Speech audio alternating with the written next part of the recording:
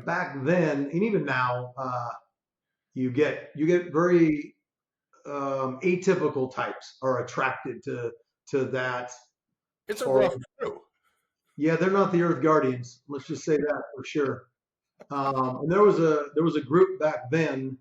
I'm pretty sure. Well, they were called the Kids, and they were from Minnesota mostly, and they did an underground kind of show. And this was normal for them, and this is not too abnormal for that era at Burning Man. But stomach ready here. You say what? Let me get my stomach ready here. Yeah. So probably true. Take a little Dramamine for a second. Great people. I really I don't know where they all are now. Occasionally I'll see one of them. Lots of facial tattoos, lots of other markers of being non-typical. But part of their show, which I ended up seeing most of over time, because we lived together out at what was called the 80 Acres at the time to stage for Burning Man. There's one gal whose name I won't mention, but super nice, very heavy facial tattoos. She did a fire from her pussy thing that I'd heard about. And one night after the work day, which went till dark, they said, hey, she's going to do her deal right in our commissary, which is small, fit for 20, 30 people or 40 or something. Well, she was sitting down. I went and sat down across from her, 5 or 6 feet away. And she's looked at me and she said, Rody, you need to move back. And I said, oh, right on. And she blew probably a 5 or 6 foot flame out of her girl parts. The other part of what they did, one guy also named, well, I don't even know if I ever got his actual name, but a beer enema that he chugged afterwards. That was a little hard. Screwdriver up the urethra. This was Burning Man in the 2000s, early 2000s. Great people, but not the kind of people that you necessarily see on Esplanade in 2023, right? No, I've seen a lot of stuff at Burning Man, but nothing remotely like that. Welcome to The Furrowed Brow with Jeffrey Kipler. If you're enjoying The Furrowed Brow, please like, comment, and subscribe. And if you really like it, consider a donation through Patreon. I'm a one-man show. I really enjoy making this. All of the support is greatly appreciated, and the more support I can get, more podcasts and time I can make and time I can carve out for this. So thanks a lot, and hope you enjoy the episode. You got any questions for me before I start doing my thing? You got any mud left in any cracks, crevices, or strange places? Well, on that note, I'm going to start with my introduction because we're leaving that one in. This is why I have Rody Jonas. I think he's probably the great-grandfather of the Jonas Brothers. I met Rody at Burning Man this year. He was staying next to me. He was my favorite person that I met at the burn, a long-time burner of 25 plus years, if I remember correctly. A lot of people on the podcast, I know I've talked about Burning Man before. You probably don't know how involved I am. But we're going to get into that a little bit today. Rody also lives down in the Sonoma area of California. He runs a solar installation and design company. And yeah, let's just get into it, Rody. So did I get all of that right? That was approximately correct introduction of you? That was reasonably accurate, I believe. Yeah. So you've been going to Burning Man, like what was your first year? I believe it was 97. It was 96 or 7, the year it was on the Fly Ranch. I realized in decades of retrospect that I don't identify years at Black Rock City well, what year it was or what the theme was. I have friends that have weirdly photographic memories, but I have lots of crystal clear memories. just not of calendar dates and again, some certain specifics can get lost in the sands of time. I'm sure. Maybe lean in a little bit further because I think Yeah. the sound isn't coming through quite Oh, yeah, gotcha. as you lean back. Yeah, I feel the same way. Actually, I've only been going since about 2015, but it definitely becomes a blur, even in that short amount of time. So that's hardly and only in this era. There's some people who fancy themselves, I would say, like old growth burners, and it's their third or fourth year, right? They've seen a dust storm, and so yeah. they're hardened, right? So speaking of dust storms, what was the worst dust storm that you've ever seen? Huh. Well, last year was possibly the worst dust week that I've experienced in terms of duration, maybe not intensity. Really? But oh yeah, just in my again, occasionally hazy recollections. Seen a lot of dust storms, but have not seen that.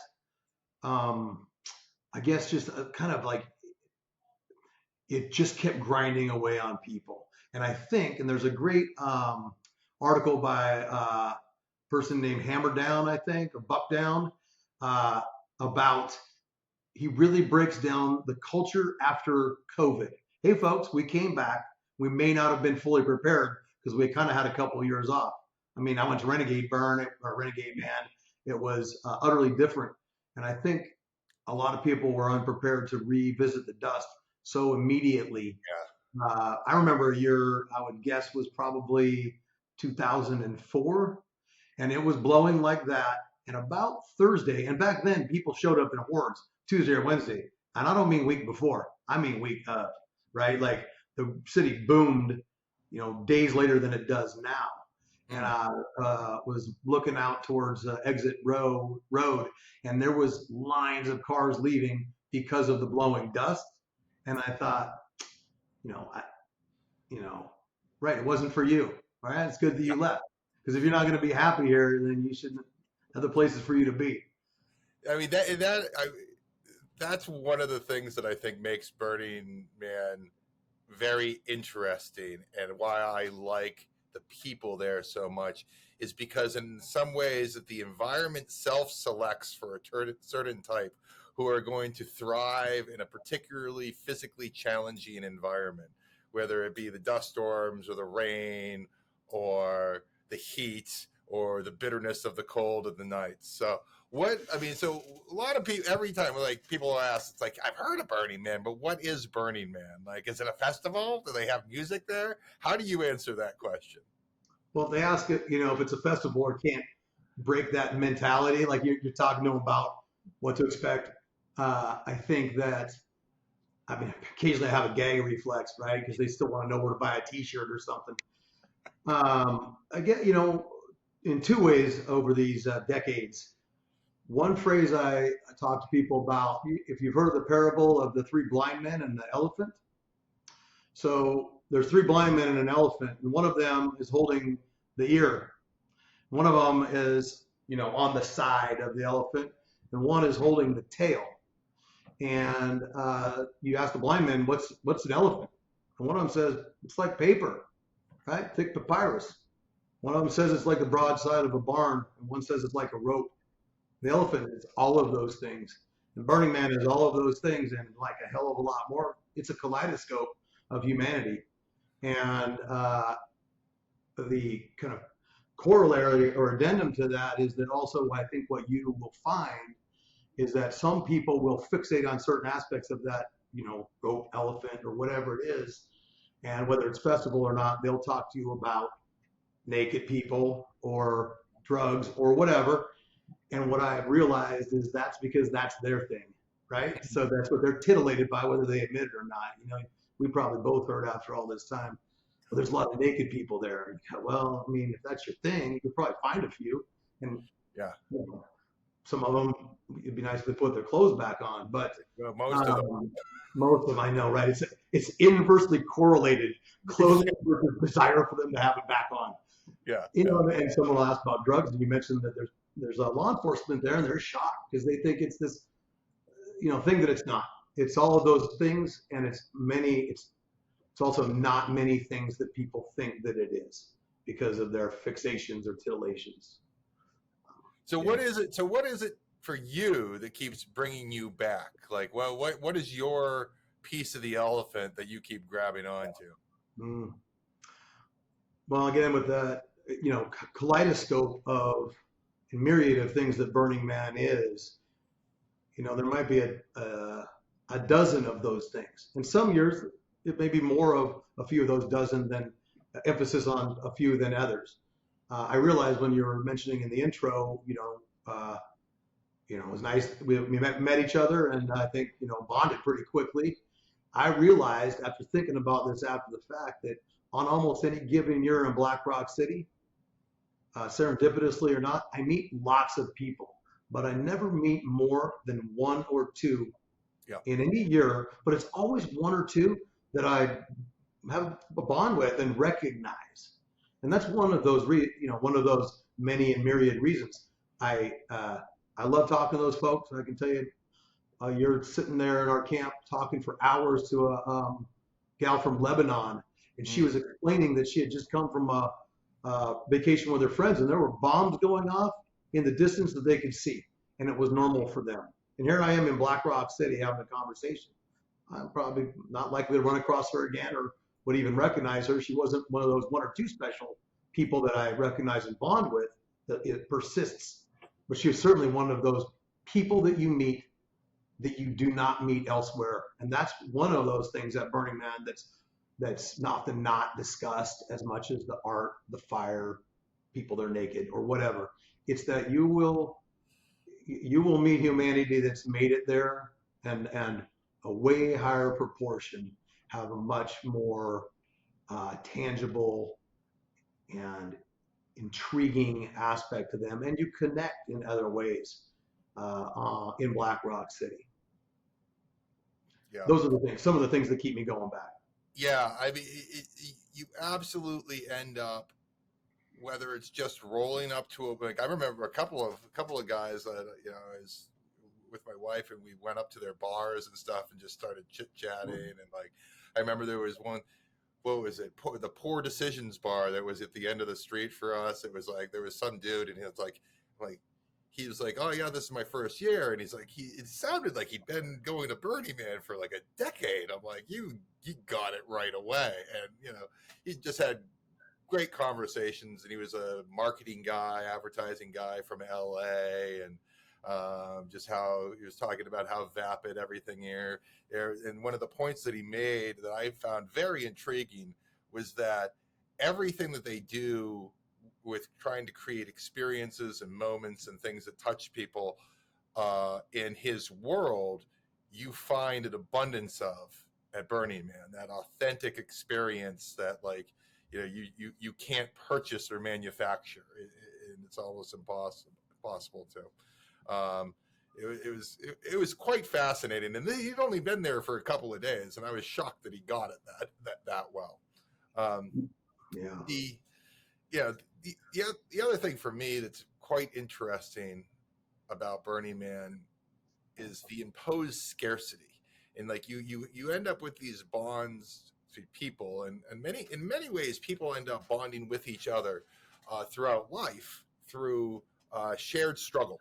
Like, you and I are both setting up camps and whatnot. I'm coming over to your camp, and I'm like, I gotta get away from these people. Let's have a drink. And but when we're both setting up in these very difficult conditions, and like you have that bond, and there's very little stuff, right? Like, we don't have an unlimited amount of food and drink, and the fact that somebody will just give something, like, you are very generous with all you're like, hey, what with those orange espresso, like, sugar things and whatnot.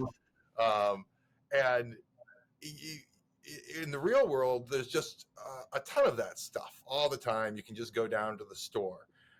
So you end up with these bonds that sort of occur because we've allowed ourselves to not have everything that we want all of the time. And I think to add on to that, I think there's a scarcity of certain things and there's a plethora of others, right? And so one thing you don't see obviously as much of in Black Rock City is people disengaged in their devices, right? Because Yeah. they're in the moment. And so while Yeah. there's a scarcity of water or maybe dust-free air, there's there's definitely a scarcity of the types of distractions we have at home, where you have a transaction. If you wanted to drink at home, you just pay that person, maybe say hi, maybe get their name, maybe not, and walk away. In Black Rock City, you didn't pay him for that drink. Yeah. I am in the gifting era now. I do come from the barter era, so we might talk about the era of bartering a little bit more. Yeah. There's some people who might recollect their shaved eyebrow for getting a drink at our bar back in the early 2000s. So, but yeah, you have that immediacy, as they say, and people that haven't should really go take a relook at the principles of Burning Man. It's not a cult where you have to buy into all of those, but they're an important part of the culture and they're relevant and they're meaningful. And if you asked about what keeps me going back to Black Rock City, and I think it really the reasons I go now. This is those principles. When I first went, more on a whim and just because we heard of some shit blowing up in the desert, right? Back then, a lot fewer people, obviously. Those reasons have changed, but the principles that were appealing, it wasn't something that someone needed to tell me that's what you ought to do. Those were things that I already recognized as part of a good philosophy. Being reliant, self-reliant. I live off grid. I have for longer than I've been going to Burning Man. There's a number of things. This work shirt has a pocket. These pockets in our work shirts at this business are because, in part, we have and always have had a "don't let it hit the ground," as in leave no trace, and that predated Burning Man. And so, I think people, it's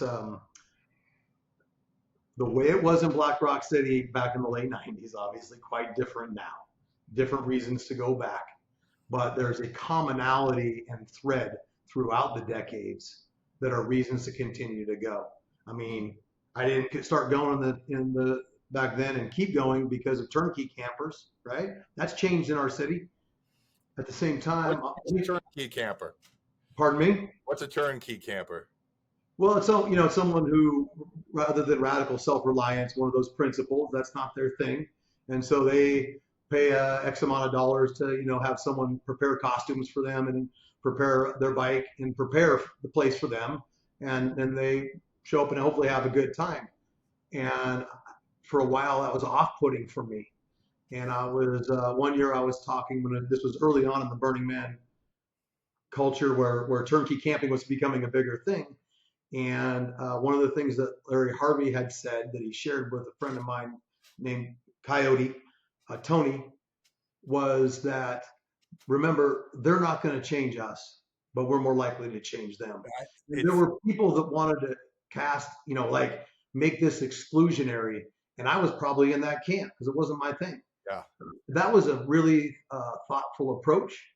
And for the folks that come for any of those turnkey reasons or otherwise, if they're not as we call, participant, let's just say if it's not their thing, if they're touristing, if they're more takers than a part of it, that's fine too. But my phrase, which maybe is a little more callous than Larry Harvey, I certainly don't have the heart of gold that man had, but I would say, they come because of us, and we still come in spite of them.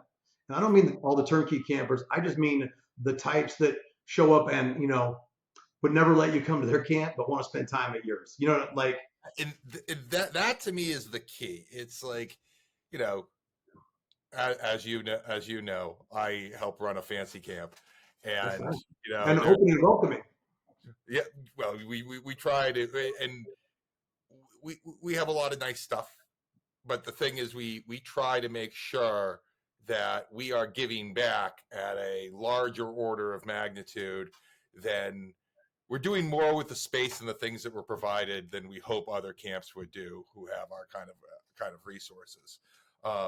And that you're one part of the philosophy behind that and what you're talking about. And every camper has to do gifting. They have to participate. Some do to a much greater degree than others. Yeah, you have the slackers for sure. Yeah. But at the Meets, corporate speak, it's meets expectations, right? That's all they get in their review. Meets or below, yes. Yeah. Right. But in terms of what your point that you said about we're more likely to change them than they are us, and that's 100% true. We have so many campers who they just had they checked something off of their bucket list that they thought they were going to get in. They're coming to a camp that's going to make things pretty easy for them, and then all of a sudden they're like, this is amazing, I want to be part of this.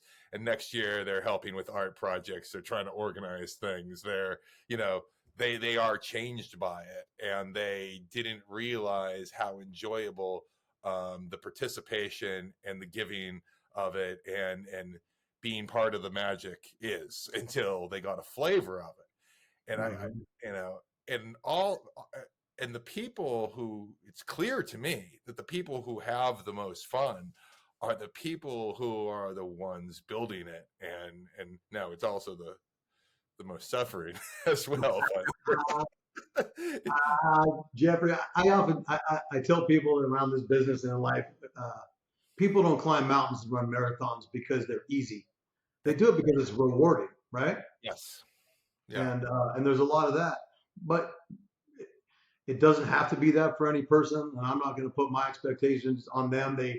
You don't want to interfere with somebody else's experience. And if we start being exclusionary for some kind of elitist view, within reason, there are people that really should leave and not ever come back. I don't want around. Yeah. Right. But other than that, the opportunity to really for them to have a positive impact on their life, possibly pay it forward. There's no higher likelihood place on earth than Black Rock City to have that kind of experience like that. There's other places people can go to have life-changing experiences, but they're not a higher likelihood of having life-changing. It's as high as anywhere for anybody. It's an awesome thing like that. Yeah, I've seen. I mean, for me personally, I showed up in 2015. I really didn't know what to expect. I drank the Kool-Aid real hard, though, real quick, in terms of Burning Man and what my camp was up to and the people there. And I'm like, I want to be part of this. Well, now one of the problems I had is I literally had no useful practical skills for Burning Man whatsoever. What? No electrical, no mechanically inclined, nothing. Like I wasn't even in compared to now, poor physical shape where like I wasn't even strong. and I was like, I realized kind of what a piece of shit I was in some ways. Like, and I was just like, holy crap, I have got to be able to, I want to be able to help. So, I started showing up and doing stuff in the off season, and a lot of it was just lifting boxes. It was just moving things. Like Burning Man was the first thing to start getting me into physical shape. And like now I'm pretty fucking strong for a 44-year-old, turning 45 like in 2 days actually. You got a lot of years on me. And yeah, and now I know the difference between a drill and a driver, and I can just into the hammer. Totally. That's right. Yeah. That's really impressive because I would have never have guessed because I watched you guys from across the way from my bar, watched you guys work. You're a great team. I actually wandered over a couple nights and watched you guys have your evening meeting because, like I said before you and I started talking here about the enterprise aspect, the organizational aspect of Burning Man. I just was intrigued to see you guys operate as a team. It was you guys did a great job. You were really on point with also engaging your campers that clearly also didn't know, or at that time didn't know mechanical, giving them instruction on how to use tools and how to build things. It's pretty empowering for people who are pretty disempowered throughout a lot of their lives when they're, running around in the, people call the default world, what the hell that means. Yeah. I mean, part of the journey for me was I had to actually prove that, and this was both to me and to the people running the place. I'm like, that I'm going to get my hands dirty, that I'm going to lift things. And eventually I worked as Rody is describing, I worked my way into management and running things, which I'm far better at than using a drill and a driver. There's people in camp who do that far better. And actually my stepbrother Scott now is coming in camp because he's actually a carpenter, and I'm like, you're going to replace me doing this stuff because you're a million times better at this stuff, so I can focus on other things. You might have a few campers come over and take the batteries out of your megaphone, just so you know, from Well, our side of the camp. yeah. By the way, just what Rody is referring to is one of my duties is during build and strike. Build is a process where we build camp leading up to the Burning Man, and strike is we tear it down after Burning Man. And I wake up a lot earlier than pretty much everybody else in camp, and one of my duties is to go around and wake everybody up when it's time to work. So much so that I was so loud this year that I think I really pissed off Rody's camp, at least for the people in them. Few people might have just maybe gotten to bed when you were doing Reveille, and I thought it was totally great because I was imagining you getting your campers up to work that maybe hadn't planned on having to get to work in the morning, but I chuckled knowing that, right? But sometimes they get us distracted during the evenings and decide to go out a little bit later than maybe was advisable. Exactly. Yeah, So, and it was actually revelry this year. It was bugle calls getting people up. So yeah, well, people keep different hours out there in the desert, that's for sure. yeah. All right. So let's. Okay. So Yeah. one of the principles of Burning Man is gifting. Now, you just so everybody knows, you can't buy anything but ice on Playa. And it used to be you could buy coffee, but now it's just ice. And everything that you get, all of the entertainment, all of the food, all of the drink, it's all gifted, given away. In order to become a placed camp, you have to actually tell the org, this is what we're going to be giving and using our space to provide for the playa. So it's a big deal, and it is one of the major principles of Burning Man. It's one of the things I enjoy the most. Now, Rody remembers a day when it wasn't like this, and this is some of the first old school stories where I realized I had to have Rody on. So, Rody, how did it used to work in Burning Man? So yeah, it was bartering, and it was one of the things that drew me to Burning Man. It really was. One of the main things was it wasn't the barter itself. It was that everyone was expected to do their thing and not. Um, Let me offer an anecdote or a memory from that time. There's a festival here in Northern California called Rody on the River. Some people might have heard of it. And I'd gone a number of times, had some friends involved with it. And you'd go there to that type of festival, right? What we were saying, festival. And, people, I stocked up. I had a big giant cooler of beer and everything else. And you'd have people come up all the time and go, hey, can I have this and have that? Well, I was a working guy, and I'd be like, man, no. Not that it's just like, did you not plan? Did you not think? I don't even know who the hell you are. If I give a beer out to everybody, probably not going to have enough beer for us and the people who brought it for. Sounds rude. But then one of my neighbors at Rody on the River, he came over with a loaf of bread. And he said, hey, man, I know you got some beer. I made this bread myself. Can I offer you this bread and maybe get a beer? I said, damn, man, that's nice bread. You can have as much beer as you want. You don't have to ask me. Take any and all that you would like. Because I wasn't monetizing it like, hey, I'll trade you one beer for every 4 slices of homemade bread. It's just that in our world, too often, this is maybe why I'm an off-grid person and everything else. Many of these people is what I call disempowering a moment ago. They spend their normal part of their life where the world comes to them down a wire, through a pipe. It leaves in a hole in a sink or a toilet. It comes in a box and goes out in a bin. Like they're devoid of like their participation in these things, right? And then when someone's made something or brought something or provided something, bartering demonetizes it. Again, it's not 2 slices for a beer. It's just that, hey, I made some efforts. It's worth something and it's valuable. So at Burning Man in Black Rock City, people would come to our bar. Not a lot of people had bars back then. We had a full bar. We had a full pool table. People didn't have that kind of a bar with a pool light over. We had other activities. It was a pretty good sized camp in that era.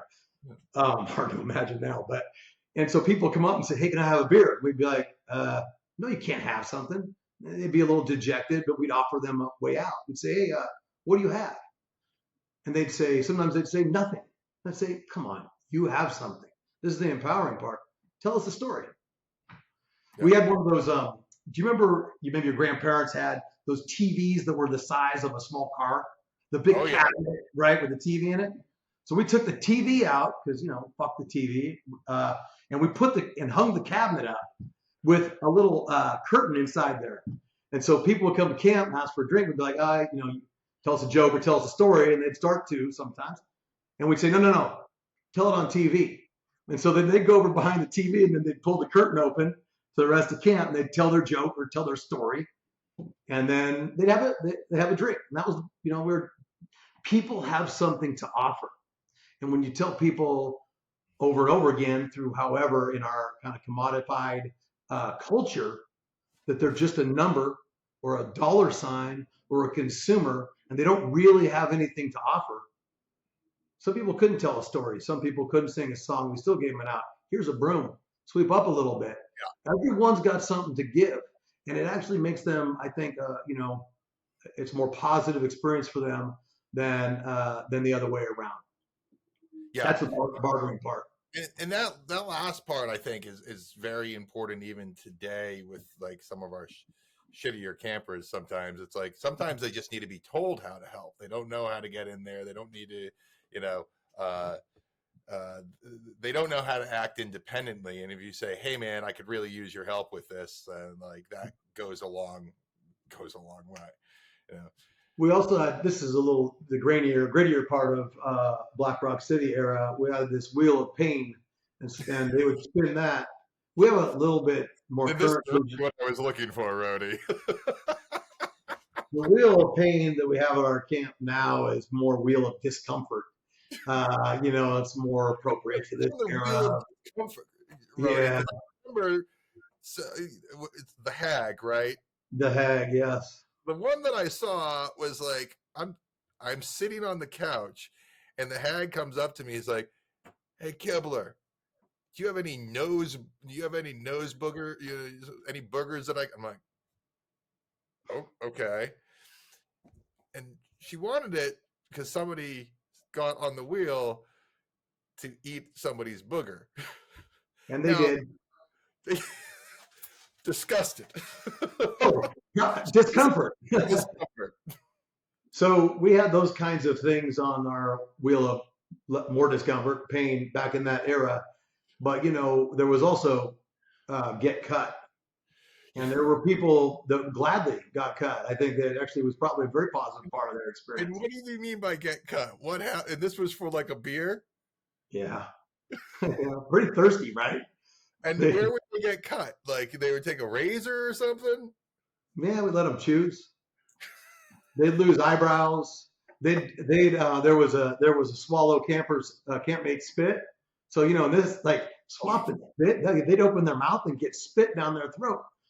There was the the dregs from the bottom of the keg server that had been there for days. You know what I mean? Practically moldy. To get a fresh beer, they had to go through the overflow to get there. And there was a few more, reasonable things on there. Like I don't even remember because they weren't nearly as fun. But there was the shave eyebrow, which we had up until last year, and there were a lot of people that walked away with one or less eyebrows. I just remembered how I felt when I was hearing those stories at your bar. Oh my gosh. I mean, you go back to then and around the corner from our camp up till about 2001 or 2, there was, and people have heard of this maybe. It's not, everyone talks about drive-by shooting range because that's like one of the big stories. And if you want to read about it from someone who was there and did it, read Coyote, Tony Perez's Built to Burn book. It's badass. He's the best storyteller by far. His near equal is probably Flash, but Built to Burn tells the story of Burning Man up to '98. Talk about old school. But around the corner from our camp, which there weren't very many corners back then, but there was scaffolding up and people hanging by gaffle hooks through their skin and blood dripping down out of the ground. You're going down to center camp to check things out, volunteer or whatever, and they had piercings through their back, the Indian piercing through the chest, and they'd lift them up and they'd hang there for hours. And other people were on the ground doing the bodily piercing. So like I said, there's people who that cut me on the wheel of pain. They were like, Yahtzee. Right? In my early 20s, when I searched on the internet for weird shit, I might have seen things like that. But wow, guy. Yeah, when I worked with DPW for a few years there. So everybody knows, DPW is the Department of Public Works. What do they do at Burning Man? They build the infrastructure of the city, and they support our installations with heavy equipment and set up the roads. There's and drill holes and heavy equipment and just any variety of infrastructure. DPW is the hardcore people that do it. And back then, and even now, you get very atypical types are attracted to that. It's a rough crew. Yeah, they're not the Earth Guardians. Let's just say that for sure.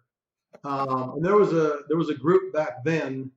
I'm pretty sure. Well, they were called the Kids, and they were from Minnesota mostly, and they did an underground kind of show. And this was normal for them, and this is not too abnormal for that era at Burning Man. But stomach ready here. You say what? Let me get my stomach ready here. Yeah. So probably true. Take a little Dramamine for a second. Great people. I really I don't know where they all are now. Occasionally I'll see one of them. Lots of facial tattoos, lots of other markers of being non-typical. But part of their show, which I ended up seeing most of over time, because we lived together out at what was called the 80 acres at the time to stage for Burning Man. There's one gal whose name I won't mention, but super nice, very heavy facial tattoos.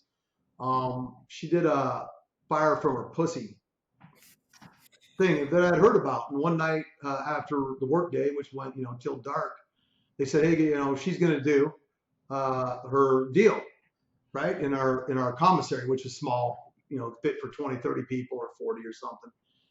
Well, she was sitting down. I went and sat down across from her, 5 or 6 feet away. And she's looked at me and she said, Rody, you need to move back. And I said, oh, right on. And she blew probably a 5 or 6 foot flame out of her girl parts. The other part of what they did, one guy also named, I don't even know if I ever got his actual name, but a beer enema that he chugged afterwards. That was a little hard. Screwdriver up the urethra.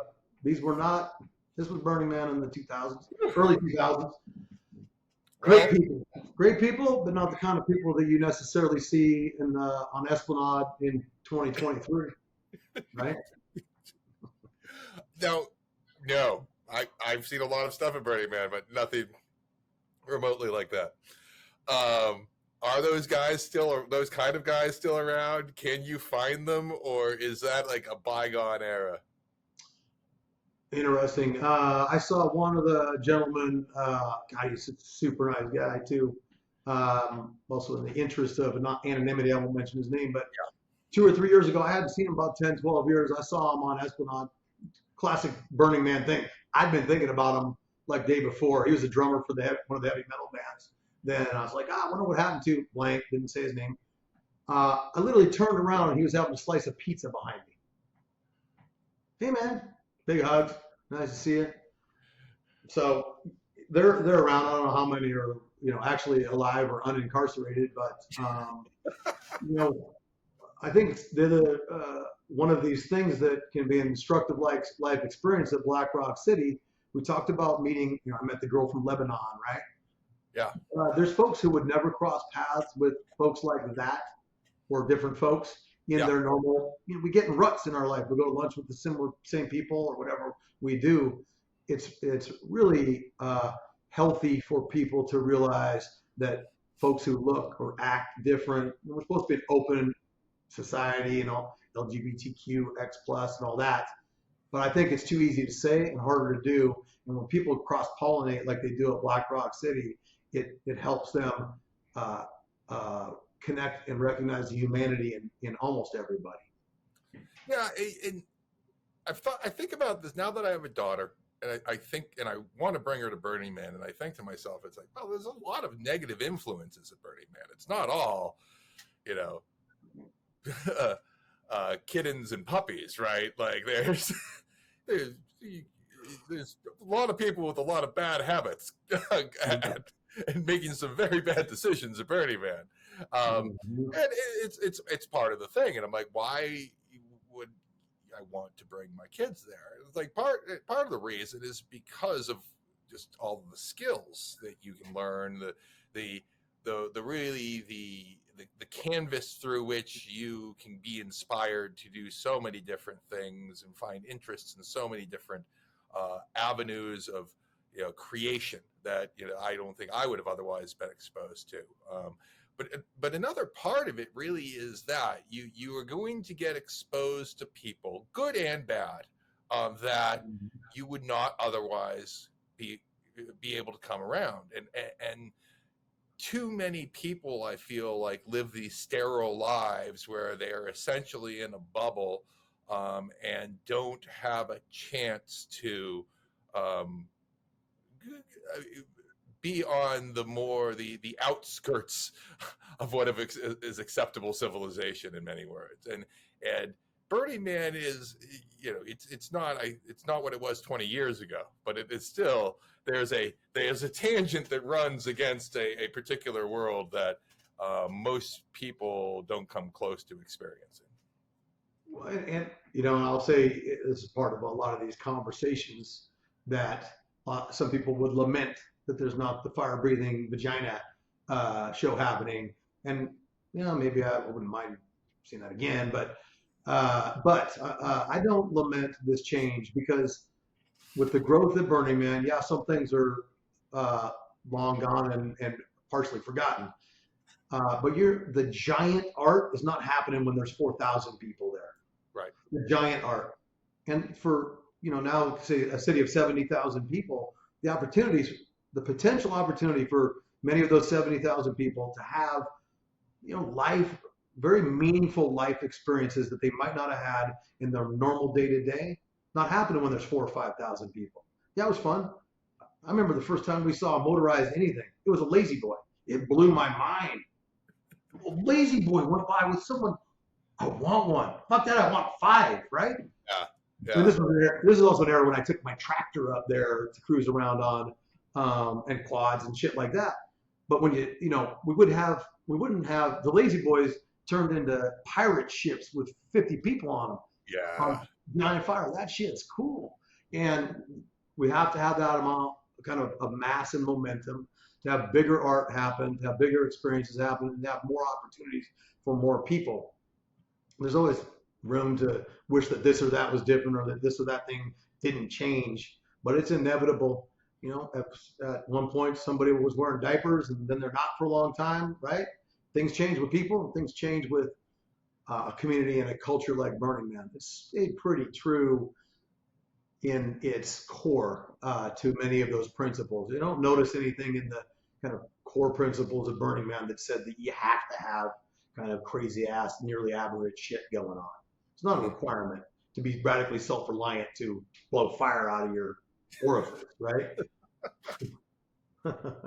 Man, there was this, so back then too, like you said about people volunteering, and so back then I was already a solar person. That's what I did. I'd done all kinds of different trades, but I welcomed the opportunity for me to do things that I didn't and wasn't going to do at home. When I show up at Burning Man, I see these guys unload these kind of tracked robots, and they were blowing fire. And obviously, I'm pretty smitten and know that I'm going to come back every year until right. And I just go up and talk to them. Hey, what are you guys doing? Can I give you a hand? That night, I'm operating a flamethrower, right? That's not going to happen in the neighborhoods. No. And and I was helping these guys. There was this German band called the Aesthetic Meat Foundation, and this is something that's not going to happen in this era. Kind of like a few of those other things. So they're a heavy metal German band. So think German, then heavy metal, right? They're multiplicative. And part of the show in their yard was rotting meat carcasses at Black Rock City in the heat for the week. But I thought they were funny, cool. And interesting. So I helped them out. They didn't have tools to do their own shit. So I had skill saws and stuff like that and helped them build their set. And then they'd put out their, carcasses, literally meat carcasses in the sun. Because I don't think the health department now that's cruising around is all that keen on like flies and maggots on Thursday, right? And then they'd play their heavy metal with all this like rotting meat around them. And they did this fire show. Now the fire restrictions, like you tell people, they have no idea that if you want to fire in your camp, you got to fill out a 20-page questionnaire. They're going to inspect your regulators and shit. Well, they just dumped gas on the ground, not ground, but around there, and lit it on fire. So Kibler, one night we're standing there watching the show, right? We're standing next to the lead guy's girlfriend, and what was his name? Hinch? It was a very German name. And these guys are dancing around with his meat, practically licking it or whatever he's doing. Then he pours all the gas on the ground. He's going to light it, and he can't get it lit. And he finally lights it, but it's vaporized at that point. And the fireball blows him back on his ass. Like it's a big fireball in his face. Oh, so it's just all in the air at that point. Yeah, just a big cloud. Whoosh, blows him back on his ass. I can still hear her clearly. She just she goes, very German. She just tisks him. Heinz. Poor Heinz. He's patting the fire out on his leather regalia or whatever it is. Rotten meat, unregulated flame. They've gone by the wayside. But you can't have 70,000 people with rotten meat and unregulated flame. Because in part, back to you wanting to bring your daughter, we took our twins when they were 3, 4, and 5. Yeah. And people said, how can you take them to Black Rock City? I don't think I would have taken them to see people hanging from gaffle hooks with blood running out. A little too much. That's not happening now. But what I tell people is there is not a safer city on this planet with 70,000 people in it. Yeah. They might see something a little like a bad choice going on, make good choices. Rings a little hollow on the playa. But one thing I knew is there was nothing unsafe. You don't see fights. There are no weapons. I have yet to see a physical altercation. I know they've happened to Black Rock City. I know they happen. We had Rangers, camping with us. But have you ever seen anybody have an altercation? No, I never. I mean, the closest I came to being in a physical altercation, we had some guy pissed in our camp and was mouthing off to the leader. And I thought there was going to be a fight, and I was very close to tackling the guy, but nothing ever happened. He just, walked off, and it was fine. I did jujitsu with a guy, in the streets during the mud, with all the mud, but that was mutual. Good one. Mud? What is this you speak of? A little bit of mud. Yeah, a little. You, on the other hand, Rody. Famously, I'm going to look for my neighbors this year, and this is this was Friday, and these guys are getting packed up. What is your camp? 25 people or so? It was around there this year. Right around there, and I'm like, what the hell's going on? He's like, well, they're find Rody is there's dust storms and we got all this stuff tangled. They're putting all of their stuff away, and we hear there's some weather coming in. And we're leaving. I'm like, okay, great. Not an hour later, 2 hours later, the rain hits, and it was like nothing I'd ever seen before.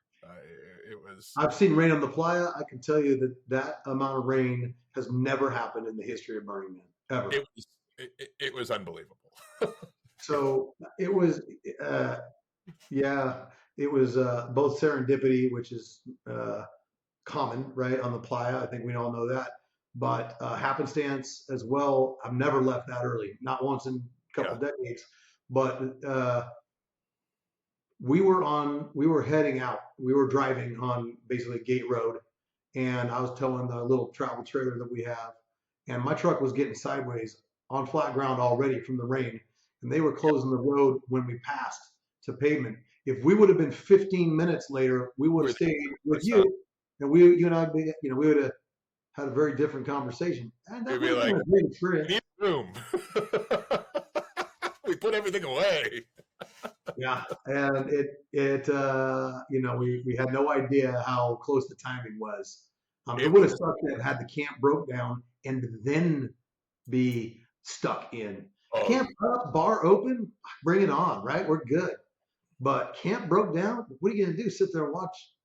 I mean, yeah. like, I mean, there were people coming to us. I remember I had one guy who was looking for wood because he needed to put his tent up because it had flooded that evening, and like his spot was completely flooded out, and they needed basically small stilts to a platform to put it up on. It was very, very rough for a lot of people. It was very difficult. yeah, there's a quite varied experiences. I mean, I think we had a low trailer count in our camp this year compared to some years, Hmm. uh, and a lot of tent campers, and much more unpleasant for tent campers. Tents are Um, it was probably my 20th burn before I camped in a tent, actually, in Black Rock City.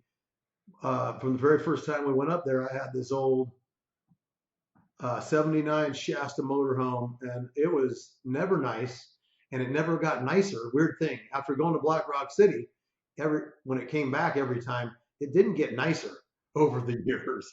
And no. so, at one point we decided, I'm not sure. I mean, it caught fire on the way one time to Black Rock City. Blew a tire. I mean, that Shasta saw it all on and off the playa. It still has a sticker on it. I still have it, by the way, shamefully, but it has a sticker. If anybody happens to catch this that's been there that long, Bianca's Smut Shack was a camp for years. And I bet I haven't seen them in almost 18 years. It has a sticker on it from Bianca's Smut Shack. That's like a very telltale old school piece of regalia right there. So, what were your favorite camps this year that you encountered? Hmm. Hmm. So that's an interesting question. This is the elephant thing a little bit. So in order for people that may not be familiar or have had different experiences, like there's favorite people and then there's favorite camps. Yeah. You might even find a cool ass camp, check it out for a while, and then decide that there's just a bunch of dickheads there, right? Or contrary, you might stumble in at like 4 in the morning because you see someone having a bowl of ramen and you want to say hi, and it Yeah. might be like one of your favorite camp, but they have a half a tent left after a windstorm, and that's it. So there's different metrics for favorite camp.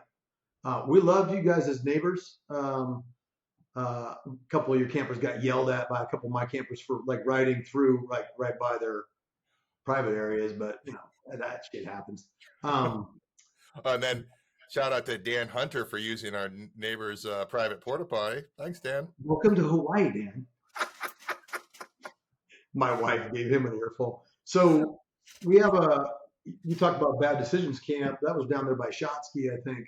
And they're one of our favorite camps because we've known them for 10, 12 years, and we go back and forth to their camp. And they're just great people. We hang out, we ride around together.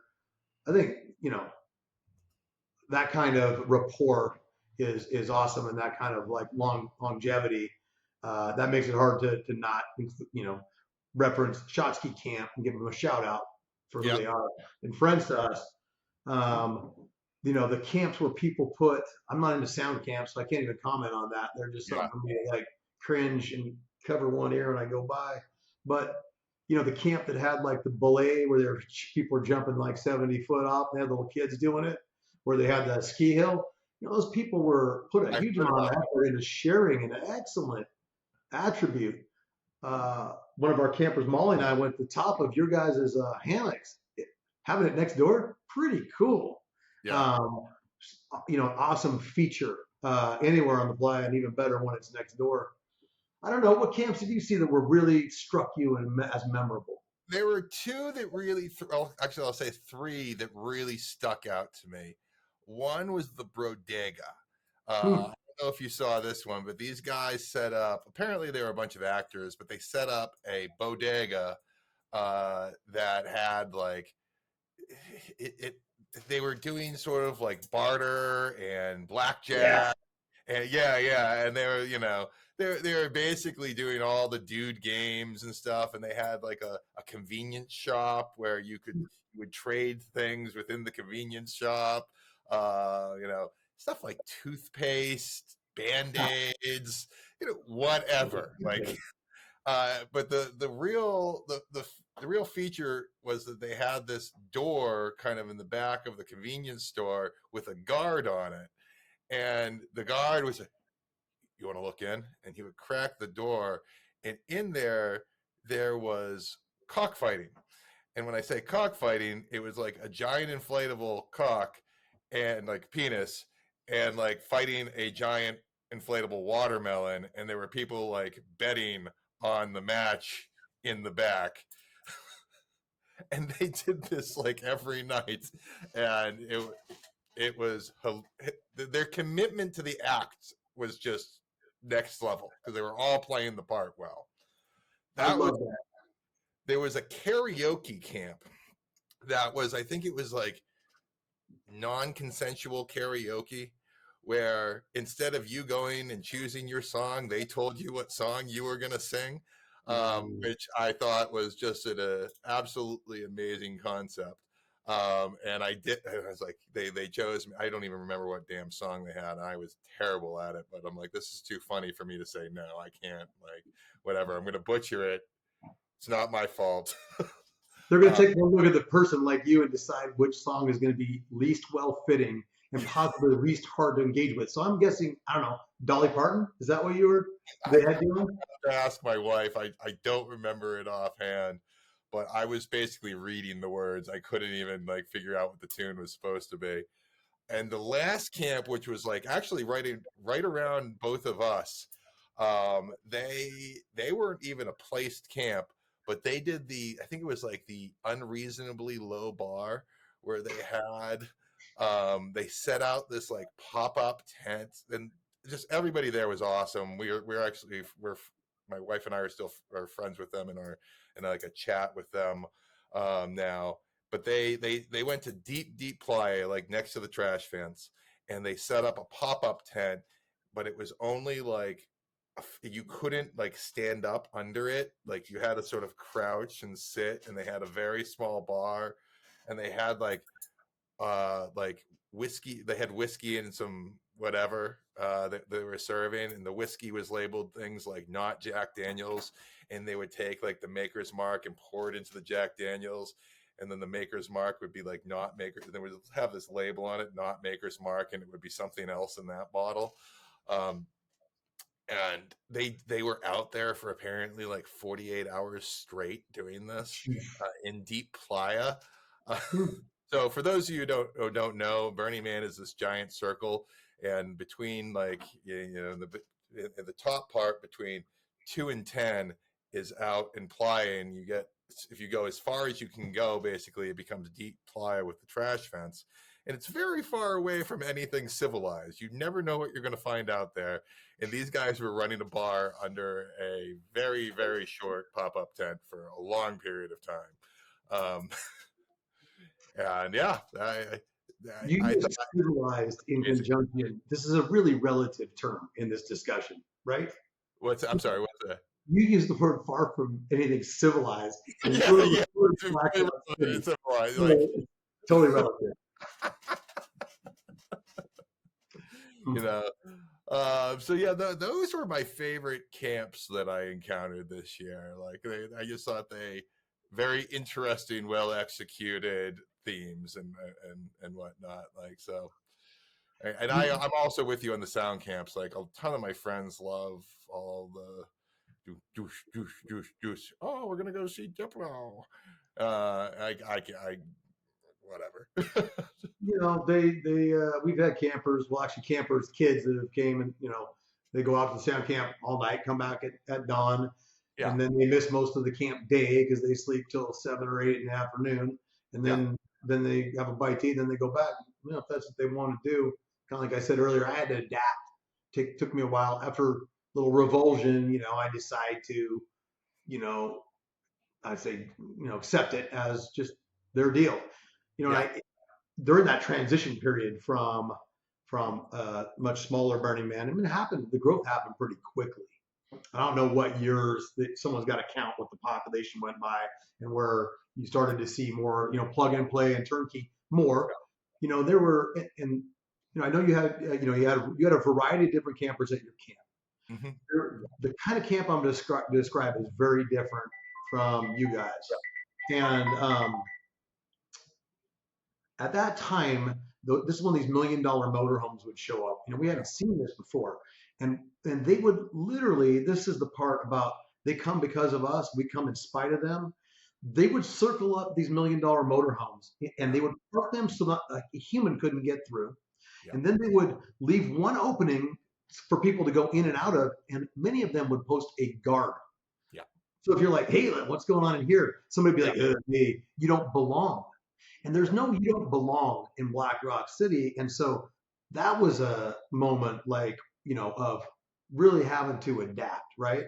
To yeah. like, that's their deal. I don't know where to put that. That was Yeah, that there's trend. and the problem is like one, every camp should have, in my opinion, a public area at least, a welcoming space where you're at a minimum you don't have to give them anything necessarily, but like you just you're not completely closed off. I mean, two, if you've got all these $1 million motorhomes, you should be in that public space providing some sort of gift for everybody on Playa. And that a lot of these camps, and I know I mean I know these camps exist where they're charging 10, 20 plus $1,000 for some of these setups, and then on top of that, like, so they have management, and essentially that is not, and they have what they call Sherpas, Yeah. where people who are just there to work, they're not really there to burn or to go out and enjoy the playa at all. It's a job for them. And on top of that, the people who are coming aren't actually gifting whatsoever, and that's not right. It's especially when you're a placed camp. So it's so unilateral, and I guess what I had to also accept is it's mostly unfortunate for them. They got an opportunity Yeah, to maybe get away from their other dickhead friends and maybe have some real bona fide quality experiences rather than fragging each other with what cool ass thing that they bought with their cool ass money. So they had this opportunity to meet people, and instead they kind of don't because they go touristing around. They don't really have those quality experiences. They get to see the art like everybody else, but talk about being takers and not yeah, not not it's gifting or bartering or whatever. It is participating. It's being a part of a community. And maybe they're the same people that live in nothing but gated communities. During that transition time, this is what I was kind of getting to earlier. I thought, and some of us were thinking again around when Larry Harvey said, "Don't, they're not going to change us. We're more likely to change them." Well, some of them aren't going to change. They're like incorrigible like that. yeah, I had to realize, and fortunately so, and one night in particular was really instructive for me because I was pretty jaded, getting kind of jaded. And one of our campers that we still camp with, named Lauren, he is the epitome of the best camper. You met Lauren and recognized him if you saw him. He and I ended up going out. Can't tell you what kind of state of mind we might have been in when in the what I called the suburbs at the time, just cruising around like you talked about camp, no, not place camps, and we yeah, cruised for hours. And we would just, I'm going to tell you, just skid up out of camp, again, where someone's just like eating top ramen under a light. We'd just like sit down in a lawn chair, shoot the shit, grab a beer, give them a beer, whatever it was. And that went on for hours. And what I realized that night and the next day, I'm like, you can dilute something, but usually dilution means kind of like thoroughly mixed up and diluted. That's not what happens when you get your other folks that maybe aren't harmonious, I'll say, at Black Rock City. It turns out the beating heart of Burning Man is still there. You might have to look for it a little harder, but it's not watered down. It's just a little harder to find. You might have to go around a big enclave of prima donnas with their giant ass motorhomes that spend all day in their air conditioning, right? And that's fine. But people shouldn't forget that there are other things there. You might have to look for them a little bit more. Maybe you got to go out to Deep Playa and find the inconveniently low bar. I love that. Yeah, and to go back to like when did that stuff, the motorhome, start happening? I think this is actually the first year. It was either 2002 or 2016 because it was either the first or second year I came. When the tickets sold out. And then all of a sudden the tickets started becoming scarce commodities so that the value of them went up. So then the value of the placed camp went up. And that's when they started to run out of, because you get the guaranteed tickets from being a placed camp. So they ended up with a lot more people who said, oh yeah, I'm going to do all this stuff, wink, wink. No, they didn't do all this stuff. They're just taking the whatever couple dozen tickets that they're assigned for however many campers that they're bringing in, and then they're marking them up and charging them a huge amount of money, and you ended up having these problems. So now there's a lot. The Burning Man, and I think the org does a pretty good job of it. Is that they really pay attention, especially to like the larger camps. What are you bringing to the table? Right? Do you deserve this space?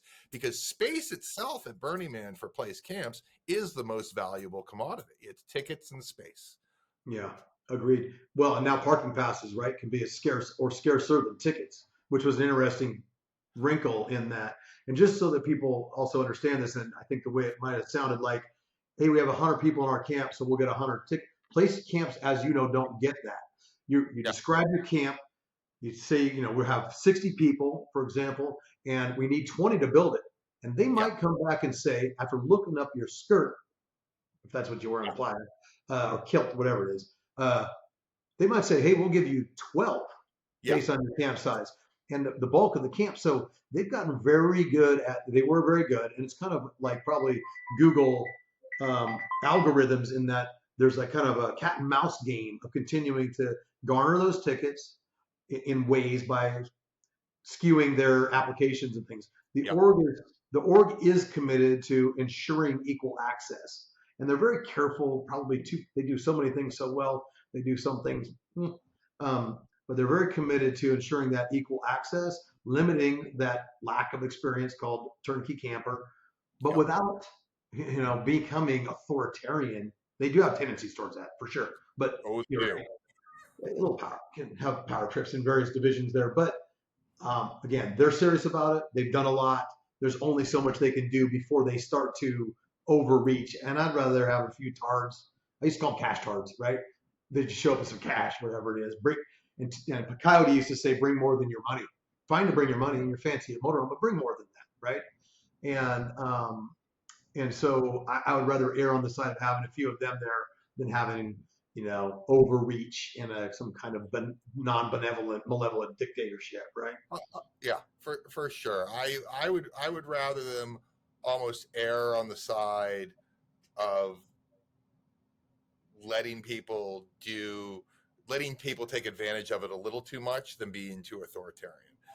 Because they're going to end up squashing the magic if they become too prescriptive, just a comment about like the people that bring more than your pocketbook. It's like, there's a lot of people at Burning Man who give a lot of shit to, the rich people who showed up.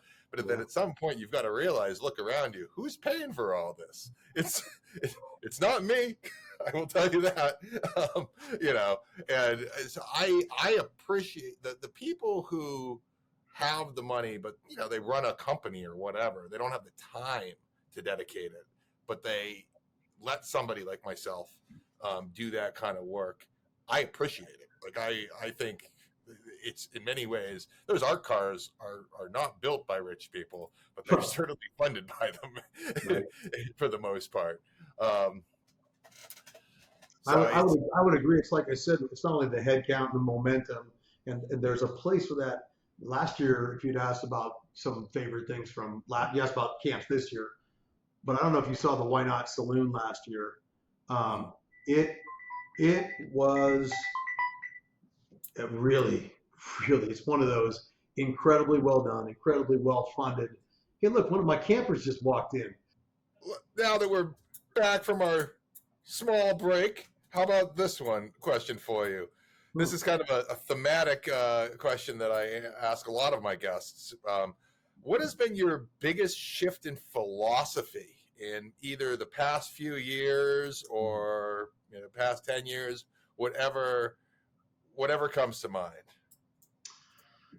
And we're talking kind of Burning Man centric versus just. If you want, or whatever floats your boat.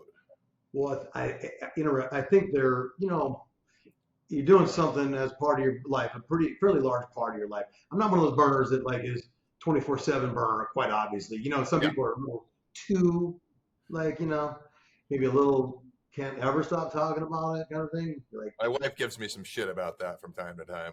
We got a text from Lauren's wife that said, "Hey, the only thing worse than getting stuck in the mud at Burning Man is getting stuck talking to somebody about Burning Man." She thought that was funny as hell. But you can't go to something. How do you know somebody's gone to Burning Man? Don't worry, they'll tell you. For sure, it does come up.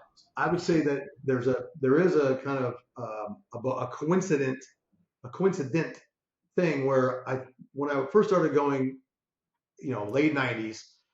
I don't think I was a classically full-blown anarchist, but I was fairly close still in terms of, again, I'm an off-gridder. I don't like being around civilization and people. I like making my own stuff. And there was a point in time when I figured I'd make all my own stuff. I didn't want to be beholden to anybody for anything. You realize there's like over time, as you kind of like get used to having had your balls drop, that it's a collaborative effort.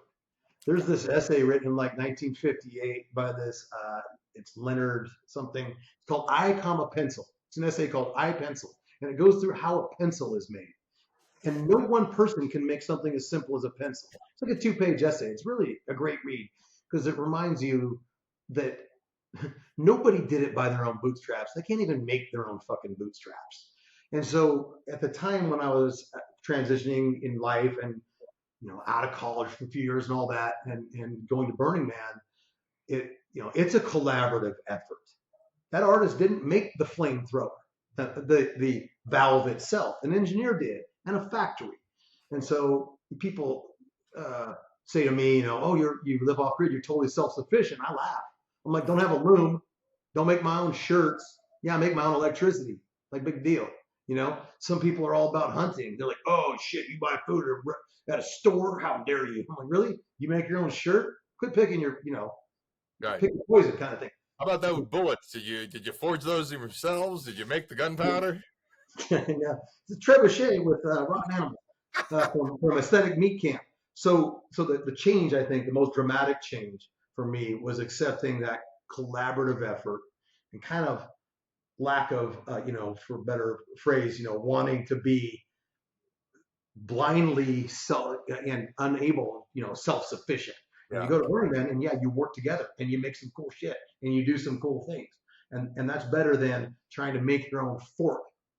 And so over these, and I started with a very small business. It was just me putting in solar arrays, and then it became a team. And you got to eat some shit sandwiches along the way and do some things. Everyone thinks compromise is a dirty word, but without it, what you compromised is a pretty breadth of experience. And so that change for me accepting at Burning Man was, I didn't even like the organization growing up. One of the reasons I stopped doing DPW, was that they suddenly went to paperwork. I showed up one year to work DPW and I had a form to fill out, and I laughed and I said, I don't fill out forms.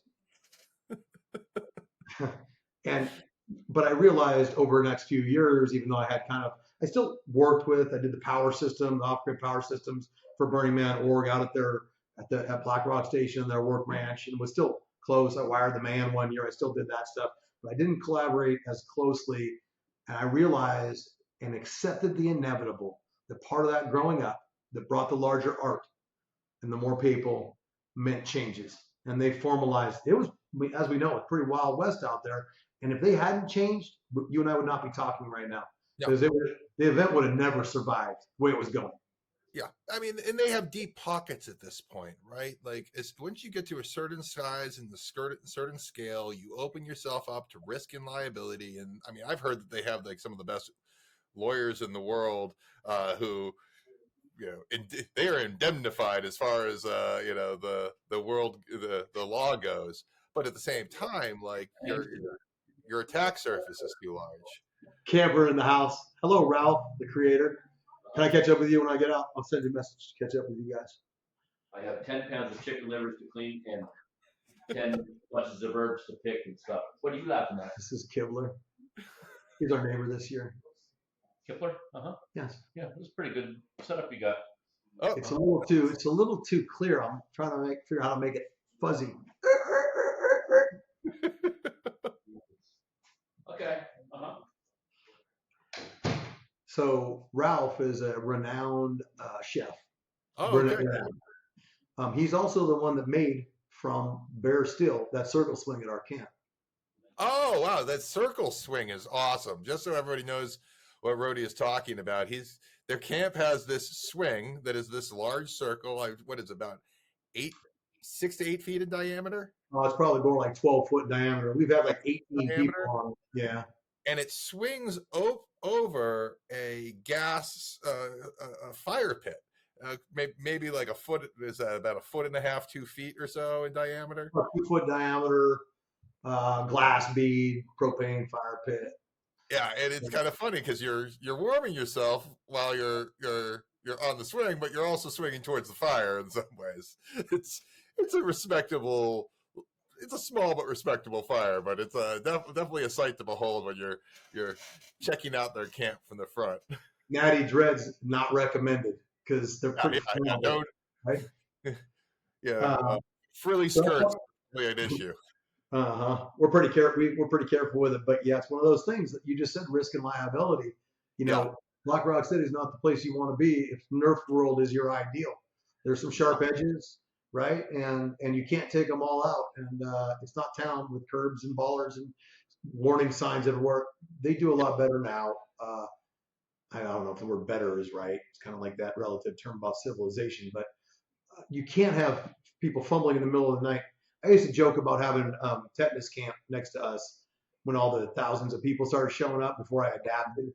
And I was like, I'm just going to build a rusty metal shell of a camp next to us. And I'm going to have one well-lit sign that says free beer in the front. So when they run into the dark, everyone gets tetanus. That was my, little cruel streak I had going on there. Well, you kind of can't do that because lots of people would run in there and get tetanus.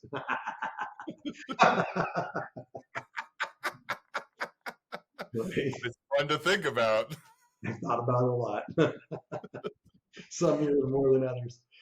So, going back to the not being an anarchist anymore, it reminded me. I'm forgetting who said this, but it reminds me of a quote that I'll paraphrase: that a man who can live in isolation is either a god or a beast. So yeah, I moved off grid about 94, and I moved fairly remote. Actually, not as remote as I live right now, but fairly remote. And what I realized, these back to the landers from the hippie era lived out there where I lived, and the ones that had been there for decades, similar to what you're saying, no one remained unchanged. They went one of two directions. They were either fucking weird, blown out weird, or they were incredibly well grounded. So that's a little more subtle than God or beast. But people, if they had been out there living in the kind of living off grid, living by candlelight, living out of their Volkswagen for decades, more or less, they were either one or the other. They were gone, nearly gone, hard to relate to, or they were incredibly grounded people because Mhm. relatively isolation is going to do that to people. You know, they're either tethered or they're not. And there's nothing I think equivalent at Black Rock City other than I think you and I know that without the fetters and the hey, it's time to go to bed, people. The bars closed at 2. You know, I know they don't close. Uh, so people go there and can veer off course and have a difficult time because they don't have the regulation in place that they ought to have, and um, they don't have those bounds. And you know, I wouldn't say it happens to a high proportion of people. We've seen it happen in our camp. We had someone leave 5150 a few years ago. One of our campers' sons didn't know how to regulate his behavior. He went out crazy. I mean, like he's fine now, but when you were talking to him, he lost his grip on Yeah. reality because he didn't know how to regulate. Let me share. Can I share a story with you? Yeah, that's what you're here for, Rody. Yeah, another one. This is just like a digressed story, but about the folks that get out there without the norms. One of our visiting campers, so new camper, one of our longer year campers named Ian. Again, this is early 2000s, early to mid 2000s. So Ian had been camping with us 5 or 6 years. We've known each other since we were kids. You know, a friend of a friend a friend of ours brought this other friend. I think his name was Steve. And Steve brought his drums and he was playing drums in camp. That was fucking cool, right? So day 3 or 4, Steve says, "Hey Ian, can I borrow your bike?" Steve takes off. I don't know. We didn't see him for like 48 hours. Like 3/4 of our camp sitting out, you know, like in the afternoon on a really hot afternoon. Steve rolls up. He doesn't have a stitch of clothing with him. He's buck naked. He's lost all his clothing. Hold on. It's a hot day in Black Rock City. He's on Ian's bike, sitting on Ian's bike seat. And I, you know, hardly missing the beat, look at Ian and go, "Oh, dude, sorry." I'm like, what are you doing with that sweaty ass crack on your bike seat, man? You know, Steve, we don't know where Steve's clothes went. I'm not sure if Steve knew, but right? Yeah. Yeah. Those things can happen. They can happen.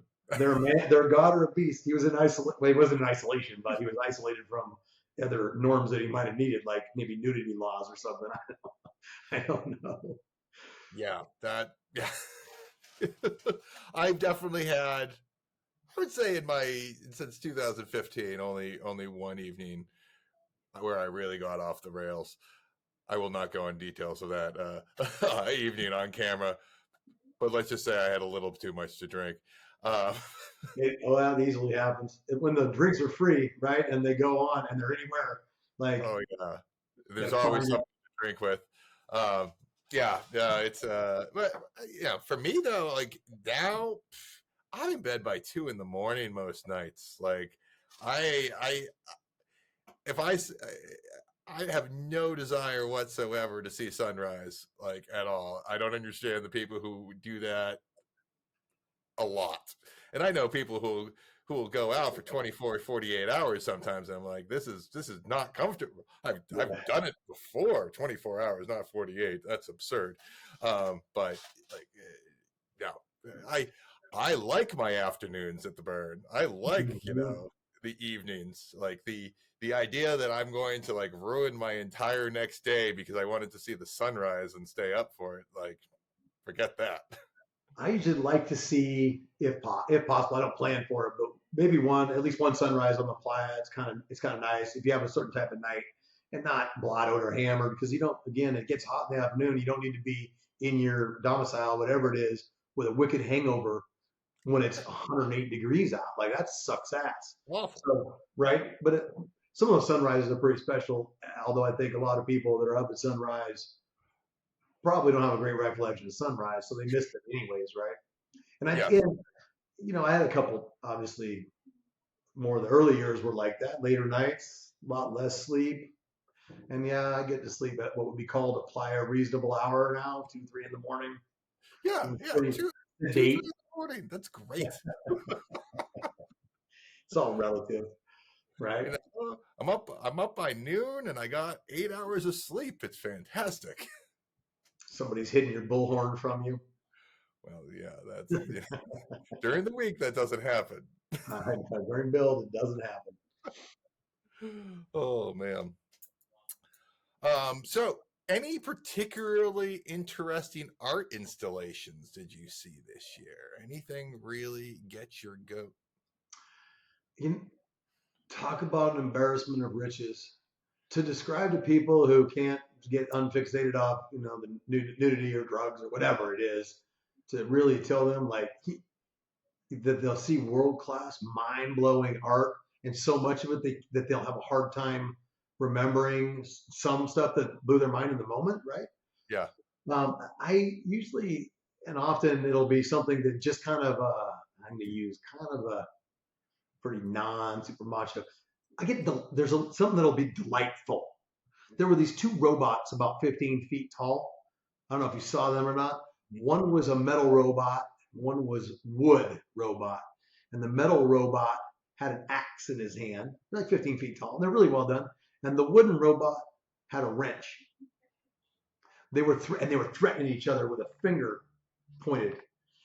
And that's tribal. It was they just finished building it. It was really fun to see.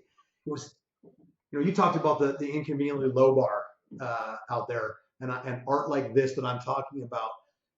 What happens with the art and that's performance art, the low bar that you're talking about, and this is with art installations.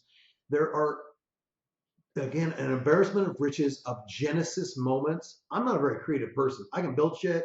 I can do great power systems. I'm not an artist. You see stuff out there that blows your mind and creates new thoughts, new ideas, and just again, like you get delighted by surprising pieces of art like that, where that classically makes you think, and somebody gifted it to you, and you'll hear people, whether they're griping about the dust or the camper they didn't like or whatever the hell it is. One of the things they'll gripe about is the cost of Burning Man, and it's expensive. I mean, you can go there and volunteer. Lots of opportunities to volunteer and go there on the cheap, for sure. Be a ranger. Fuck you, ranger, whatever it is. But when people talk about the cost, and I point out, you can't go to a campground for a week for less than a Burning Man ticket, really, if you want to camp at like a Nico West or something. And you sure don't have $2 trillion worth, in the mind's eye, of art there. You see, so the robots, to answer your question, were one of them.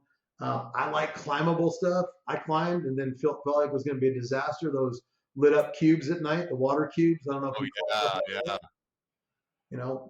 for the audience, just so you know, I got to the top of this like unseemingly tall, certainly dangerous, possibly life-threatening art installation that we rode up to on bikes, and I just climbed it to the top. And it was moving, and I was like, man, this thing might fall over. I turned around, and hey, there were two people having sex. And you know what?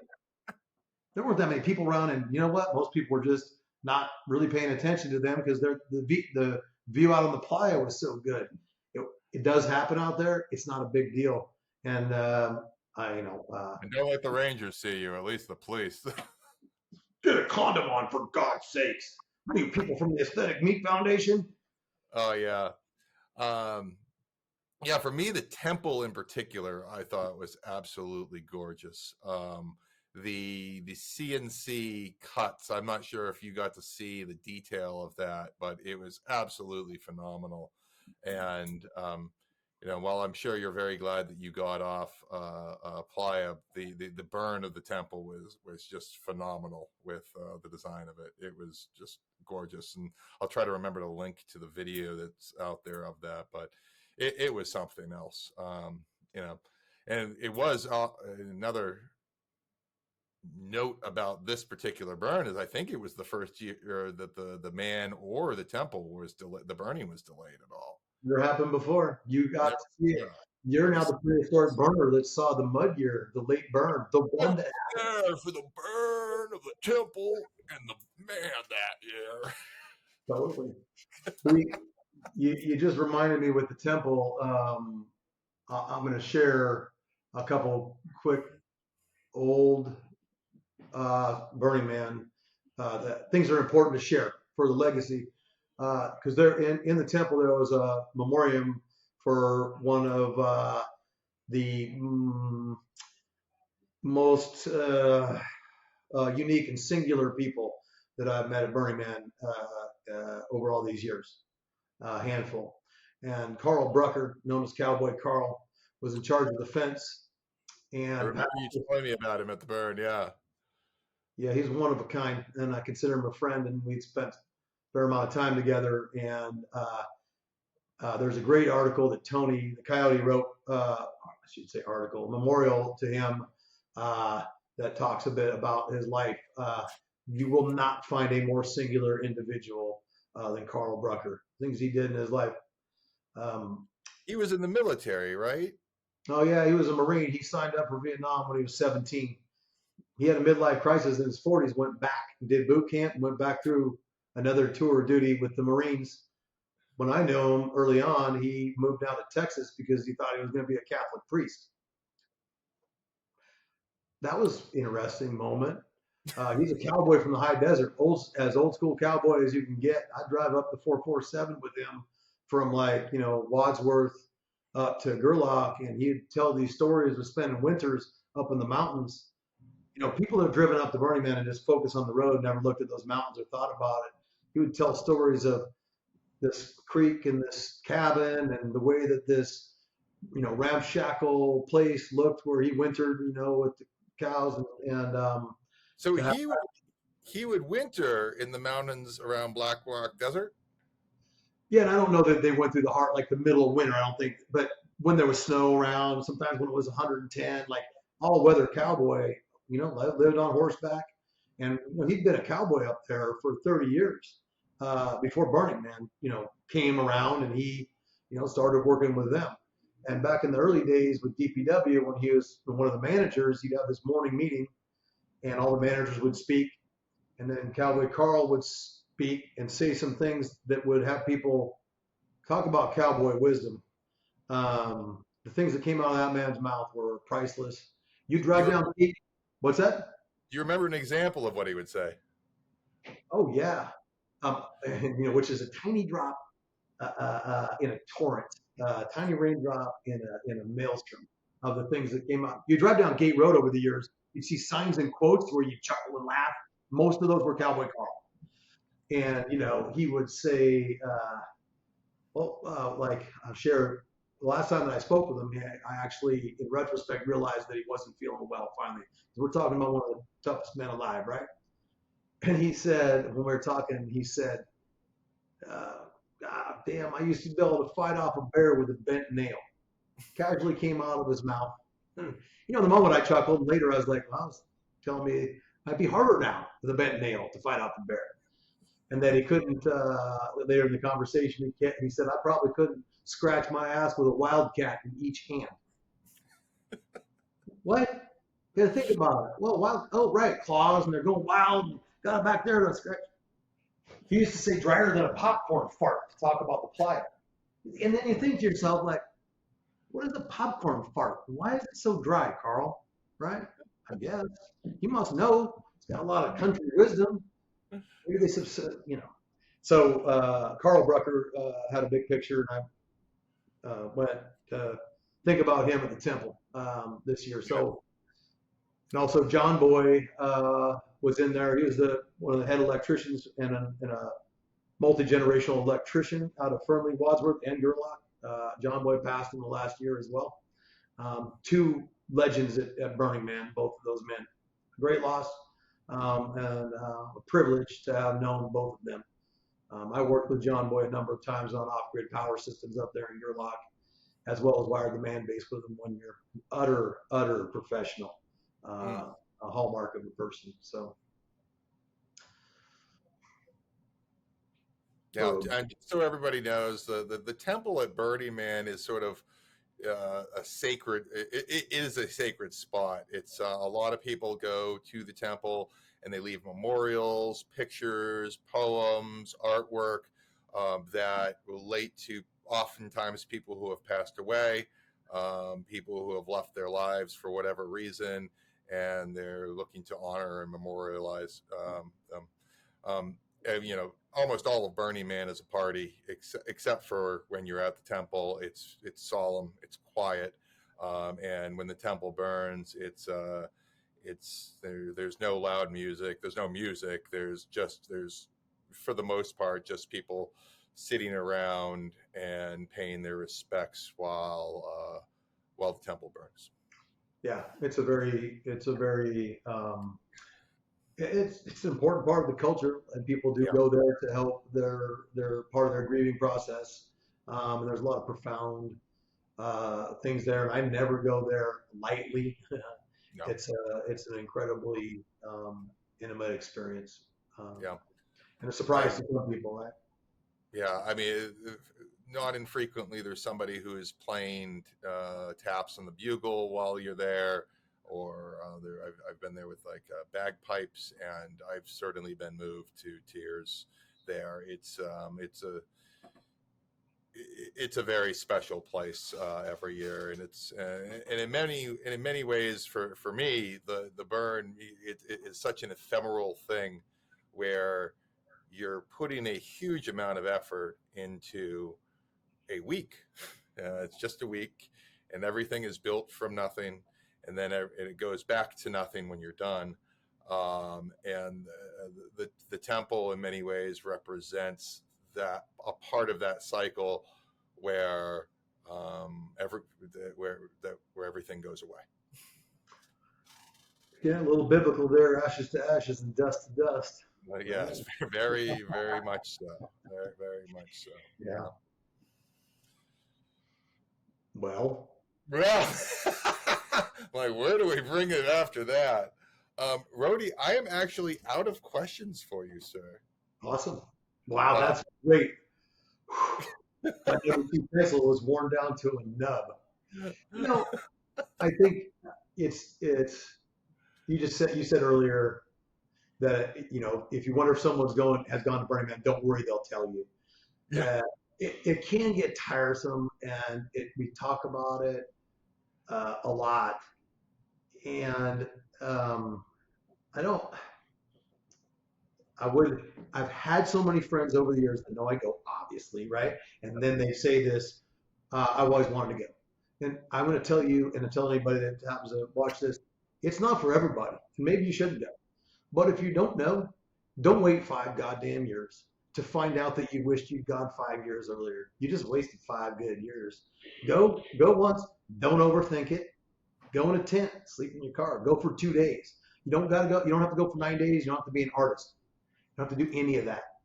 Go solo. Go however. And if you like it, go back. And if you don't, tell Kibler and I to keep it to ourselves and go about your business. But again, we have taken friends that, it is the 7th year since they said they wanted to go, and they finally go. And then they go every year, and you're like, man, that would have been a good 7 years we'd have had in Black Rock City. Because when I'm there. I've always been there, and I'll always be there. When I'm not there, I'm not there. And so those 7 years in Black Rock City with those people and our, new friends and old friends, they're pretty hard to beat, in my opinion. Yeah, I mean, my best friends are all burners at this point, for the most part. Yeah. I mean, and I think a lot of that comes from the shared struggle. It's like the most difficult things that I do are part of Burning Man. Like the biggest things that I, aside from family stuff, the most challenging, rewarding things that I take on have to do with the burn, and the people that I do it with are the people I've become closest to. Yeah, I mean, with those shared interests, you're going to find that somebody who is totally unsuitable for you for all these years you've gone back and your heart's in it, if they're a totally unsuitable person for Black Rock City, you're probably not going to be drawn. It's not that you have to share Burning Man. It's just that type of person. If it's the totally wrong place for them, people like us are probably unlikely to search them out over and over again in our day-to-day life because we're too dissimilar. And again, it's not Burning Man. It's just similarities in function. And like I said, when I first went, I recognized it's not like I had to be indoctrinated or buy into something. I'm just like, oh shit, these people are like me. They like to burn shit, build shit, and blow shit up, and be, like that was more recognition than it was adoption. Yeah, I mean, you don't mind being uncomfortable. Like you find that exhilarating in some ways. Like that was one of the things that I think I surprised myself with, was that like the the revelry and the lack of comfort in many ways. Like when the difficult times, when it gets difficult, when it gets too hot, when there's work that still needs to be done, and pushing on through that. Like it's, and the people who I do that with, it's like those are my people. For sure.